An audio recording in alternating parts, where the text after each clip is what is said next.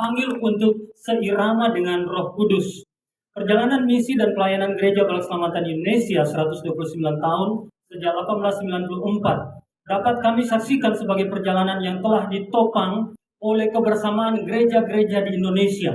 Meski dengan segala keunikannya, sebagai gereja yang pelayanannya banyak diwarnai dengan pelayanan sosial kemasyarakatan, sehingga lebih sering dikenal sebagai lembaga sosial.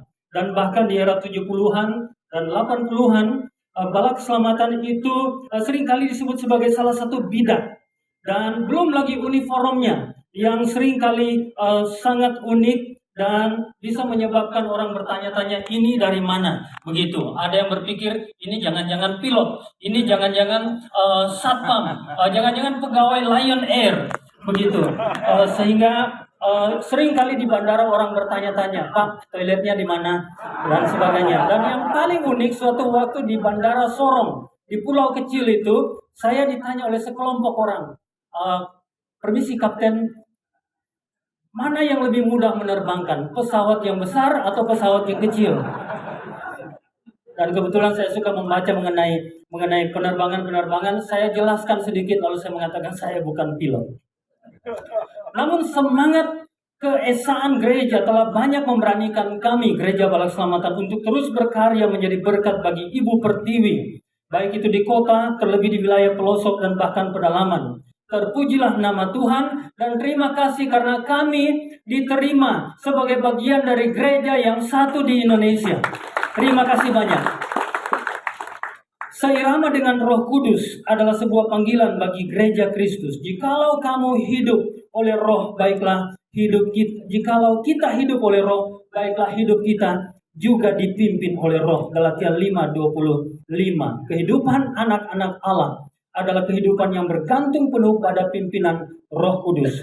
Dan dengan demikian, gereja adalah kumpulan orang percaya yang hidup dan persekutuannya mendemonstrasikan kesatuan dengan Kristus.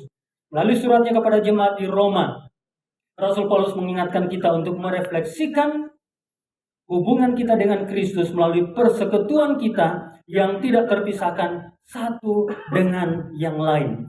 Sebab sama seperti pada satu tubuh, kita mempunyai banyak anggota. Ini dari Roma 12:4 dan 5. Kita mempunyai banyak anggota, tetapi tidak semua anggota itu mempunyai tugas yang sama. Demikian juga kita, walaupun banyak, adalah satu tubuh di dalam Kristus, tetapi kita masing-masing adalah anggota yang seorang terhadap yang lain. Saudara sekalian, kita diperhadapkan dengan sejumlah tantangan pada zaman ini.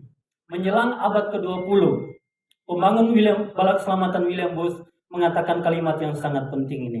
I consider that the chief dangers confront the coming century will be religion without the Holy Ghost, Christianity without Christ, forgiveness without repentance, salvation without regeneration, politics without God, and heaven without hell. Saya berpikir bahwa bahaya-bahaya terbesar yang menghadang abad yang akan datang adalah agama tanpa Roh Kudus, kekristenan tanpa pertobatan, keselamatan tanpa regenerasi, politik tanpa Allah, dan sorga tanpa neraka. Saya tidak ingin menjelaskan itu, kecuali mengatakan kita sedang menghadapi tantangan-tantangan tersebut. Sebagai penutup, saya ingin menyampaikan terima kasih banyak untuk kesatuan dan keesaan gereja di Indonesia yang mendukung kami. Pada November 2020, 4 jemaat kami di Desa Lewono itu mengalami pembantaian dan sangat menyedihkan.